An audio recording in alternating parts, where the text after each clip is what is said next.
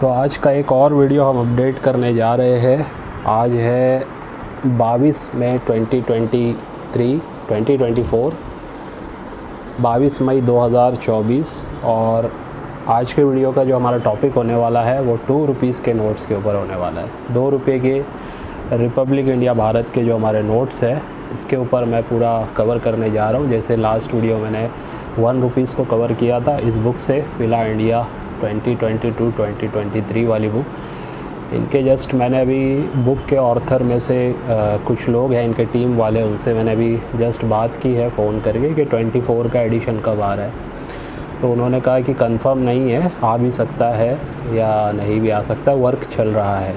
हो सकता है 25 में, मेरा अंदाज़ा है 24 में ना आते हुए 25 में इनकी बुक नई आ सकती है। फ़िलहाल हम बुक के हिसाब से ही जो भी प्राइस होती है उसको लेके चलते हैं और उस हिसाब से ही गाइड करने की कोशिश करते हैं। देखिए बुक की जो प्राइस है मैं फिर से बता दूं, चाहे कॉइन की बुक हो, ठीक है, चाहे आपकी नोट्स की बुक हो या कॉइन्स की बुक हो, चाहे मेरी बुक हो, चाहे किसी की भी बुक हो, वो जो प्राइस लिखी हुई होती है वो एक जस्ट एस्टिमेशन होता है। वो प्राइस कोई फ़िक्स नहीं होती है, सबका अपना अपना एक्सपीरियंस है, सब ने अपने अपने हिसाब से रिसर्च की हुई होती है। तो उस हिसाब से मार्केट की एक प्राइस निकाली जाती है और वो एक एस्टिमेशन दिया जाता है। इसीलिए इन्होंने पहले ही लिखा है price based on market average, ठीक है। तो ये MRP बेस पे इसको सेलिंग नहीं किया जा सकता क्योंकि ये कोई प्रोडक्ट नहीं है, ठीक है।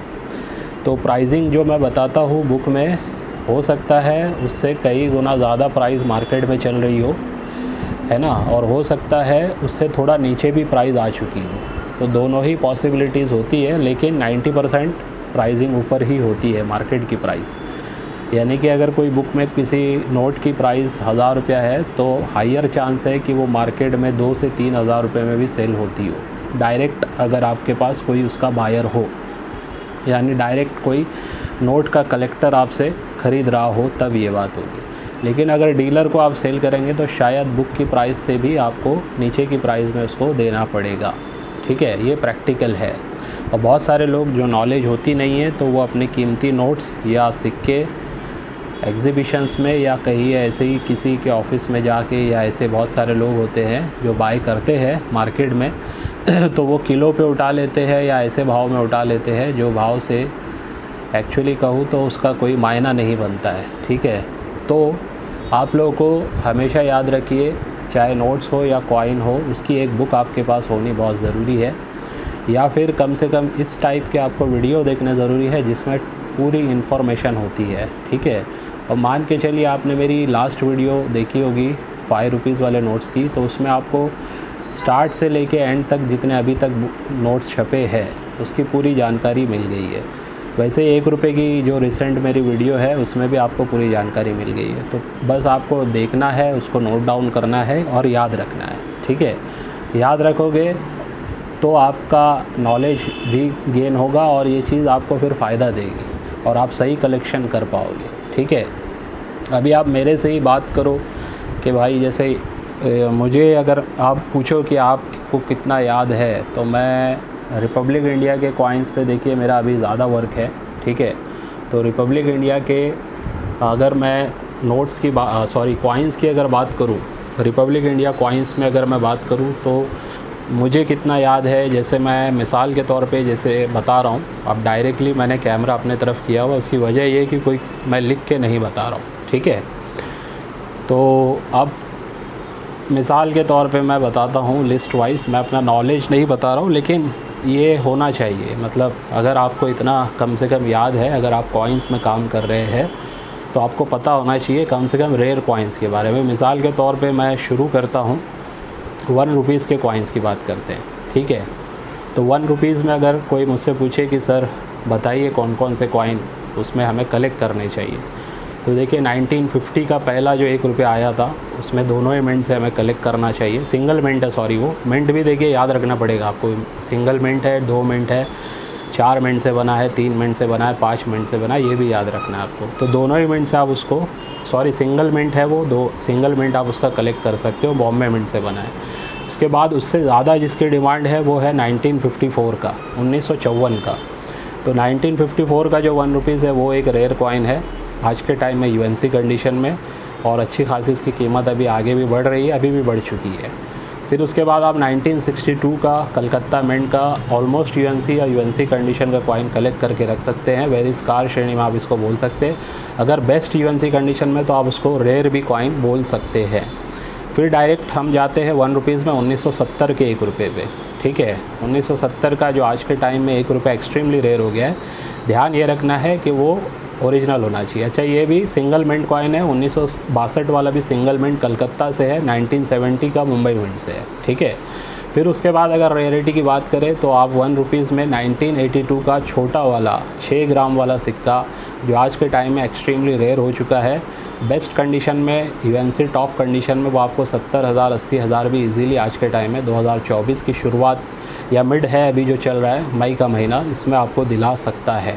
नॉर्मल कंडीशन में 10-15 हज़ार रुपये उसके मिल सकते हैं आपको। फिर 1983 का 1 rupees Hyderabad mint 5 pointed star original अगर होगा तो बोल नहीं सकते, वो इतना एक्सट्रीमली रेयर है कि आज तक सिर्फ एक ही कॉइन मिला है।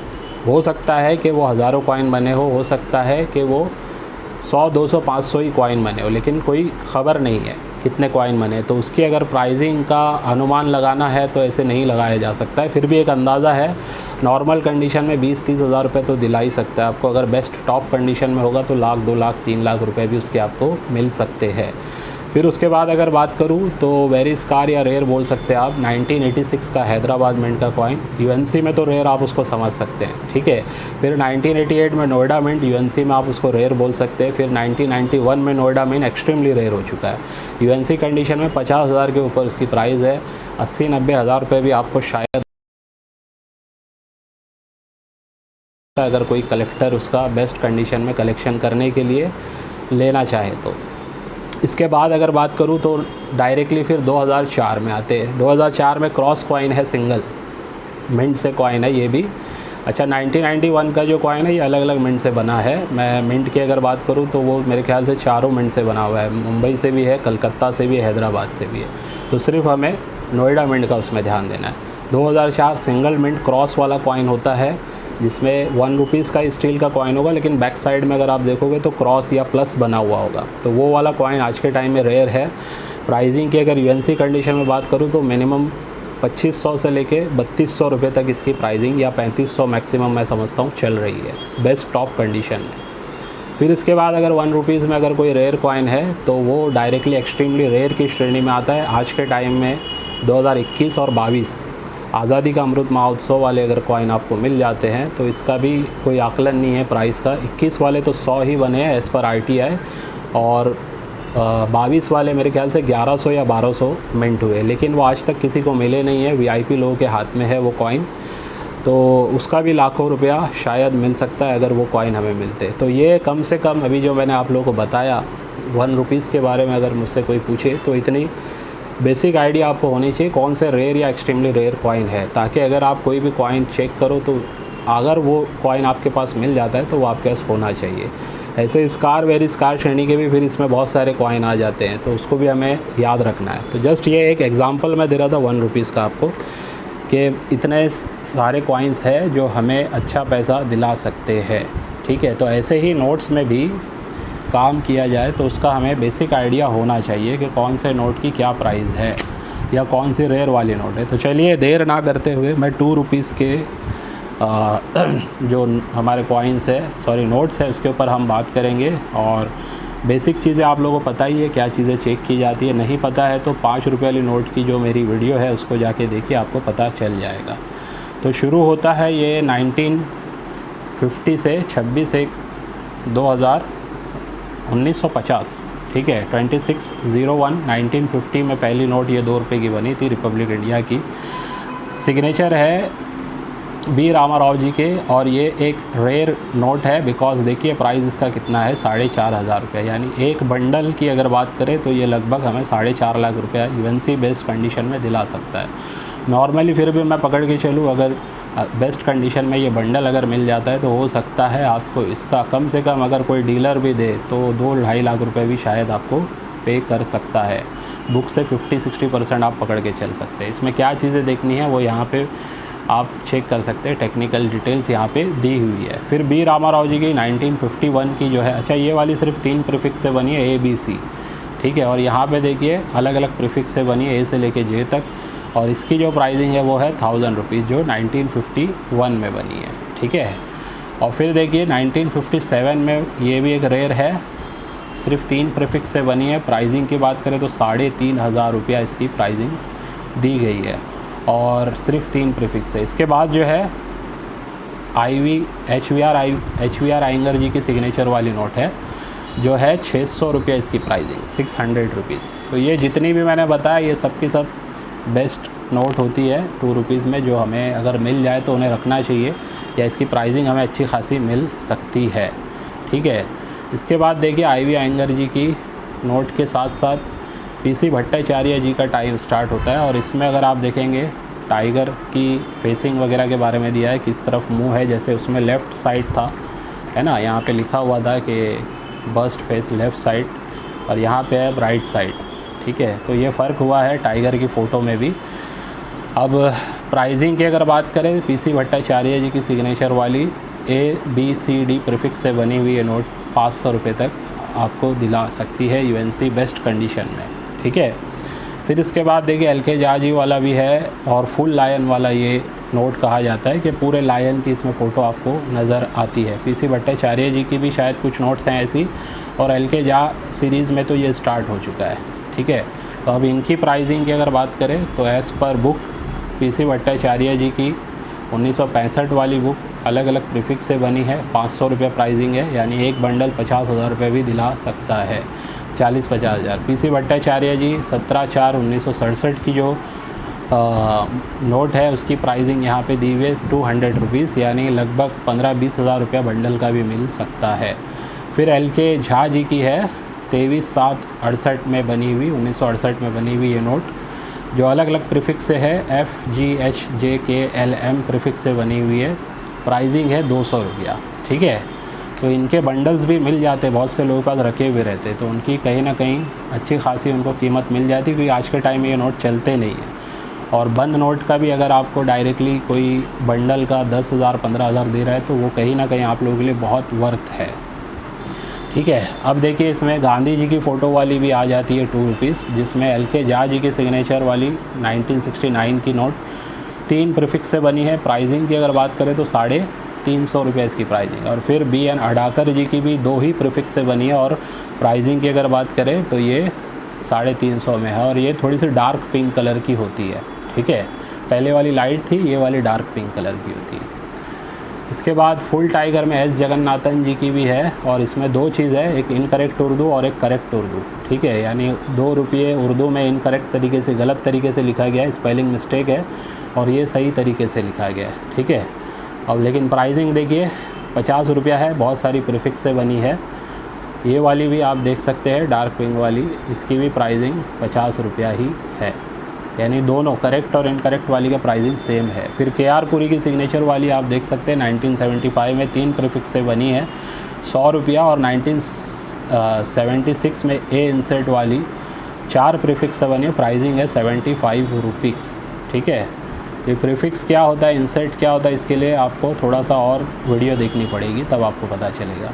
IG पटेल की सिग्नेचर वाली ये इंसर्ट की अलग अलग प्रीफिक्स से बनी हुई है, प्राइसिंग है 50 रुपया, यानी एक बंडल 5000 तक भी आपको UNC कंडीशन का हो तो दिला सकता है, ठीक है। वैसे अगर फेस वैल्यू की बात करें तो 2 रुपये का अगर 100 नोट होगी तो उसकी प्राइसिंग होती है 200 रुपया, ठीक है। और आप अगर बेस्ट कंडीशन में अवेलेबल है, अगर आपको उसका 3000 4000 5000 मिल रहा है तो कई गुना आपको उसका पैसा मिल रहा है, तो ये बात का ध्यान रखना है आपको, ठीक है। इसके बाद देखिए IG पटेल जी की सिग्नेचर वाली 1980 की B इंसर्ट वाली काफ़ी सारे प्रीफिक्स से बनी हुई है, फिर भी ये 50 रुपये इसकी प्राइसिंग होती है। फिर डॉक्टर मनमोहन सिंह के कार्यकाल की स्टार्टिंग होती है 1982 में IG पटेल जी, और 1983 में मनमोहन सिंह जी की सिग्नेचर C इंसर्ट से दोनों ही नोट बनी है, प्राइसिंग है 50 रुपया एक नोट का, ठीक है। अब इसमें यहाँ पे सत्यमेव जयते का चलन भी स्टार्ट होता है, अशोक पिलर के नीचे सत्यमेव जयते भी आपको दिखाई देगा।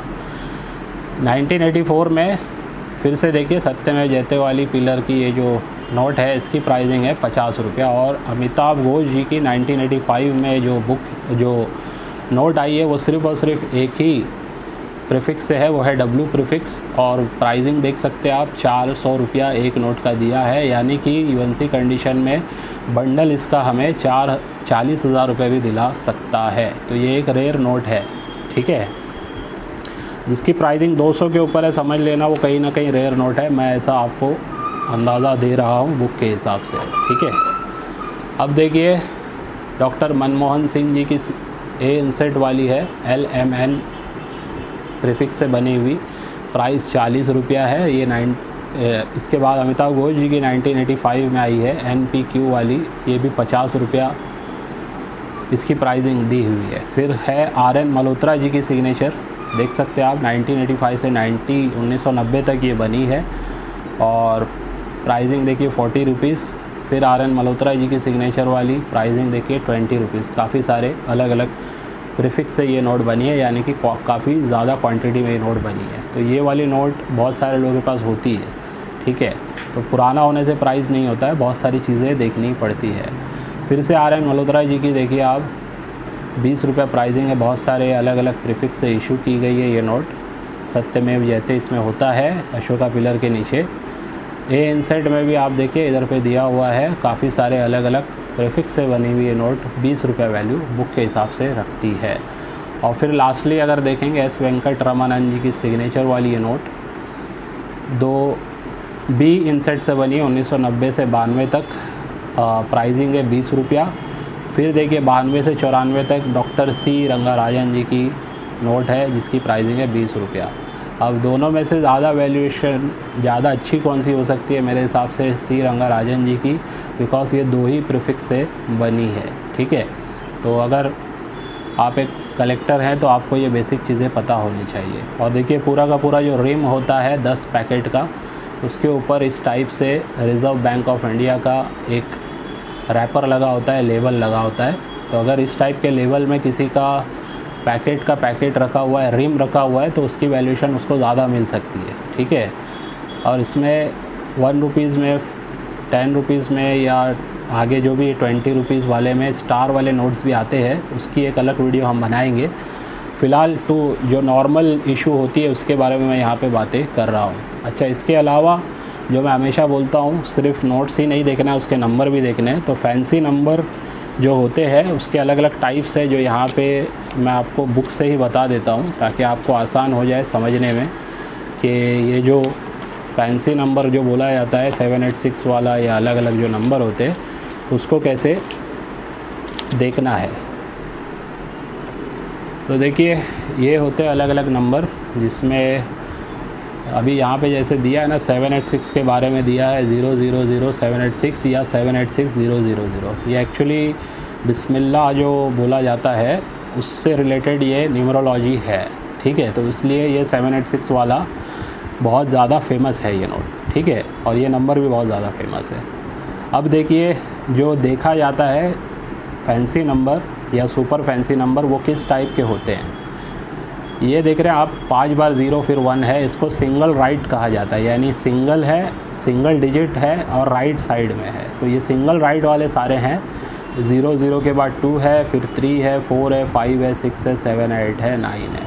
तो ये सब सिंगल राइट वाले, और ये भी फैंसी नंबर में आते हैं। फिर 1 to 1 जिसको कहा जाता है, जैसे पहले स्टार्टिंग में एक है और एंड में एक नंबर है, तो 1 से शुरू हो रहा है, एंड भी 1 से हो रहा है, 2 से शुरू हो रहा है, एंड भी 2 से हो रहा है। तो इस टाइप के जो नंबर होंगे, 5 से शुरू हो रहा है, एंड भी 5 से हो रहा है, ये भी फैंसी नंबर में माना जाता है, ठीक है। फिर इसके बाद फुल डिजिट, यानी कि हर एक नंबर पूरा एक जैसा ही होगा, 1 1 1 2 2 2, ऐसे 7 7 8 8 8 9 9। तो ये भी एक फैंसी नंबर में ही माना जाता है। इन नंबर्स की वजह से भी आपकी एक कॉमन नोट की वैल्यूएशन बढ़ जाती है, ठीक है। यानी जो बुक में अगर मान लीजिए 100 रुपये प्राइस है और ऐसा कोई नंबर आ गया है, तो मेरा एक अंदाज़ा है कि उसकी प्राइसिंग 500 से 1000 रुपये तक पहुंच जाएगी, अगर बेस्ट कंडीशन में वो नोट अवेलेबल है तो। और अगर कोई रेयर नोट में है जिसकी प्राइसिंग 1000 2000 वैसे ही बुक में दी हुई है, तो वो 1000 रुपये की नोट की प्राइसिंग सीधा मेरे हिसाब से 4-5 हज़ार रुपये तक ईज़िली जा सकती है, ठीक है। और कोई एक्सट्रीमली रेयर नोट में आ गया जिसकी प्राइसिंग ही 12,000 15,000 बुक में दी हुई है, और इस टाइप का कोई नंबर उसमें आ गया, तो वो 10-12 हज़ार की वैल्यूएशन वाली जो नोट है उसकी वैल्यूएशन सीधा 40-50 हज़ार तक भी जा सकती है, ठीक है। फिर इसके बाद देखिए इसमें जो आता है वो है लैक्स, यानी 1 लाख, 2 लाख, 3 लाख आप बोल सकते हैं, इस टाइप से 9 लाख तक भी ये नंबर्स पूरे होते हैं।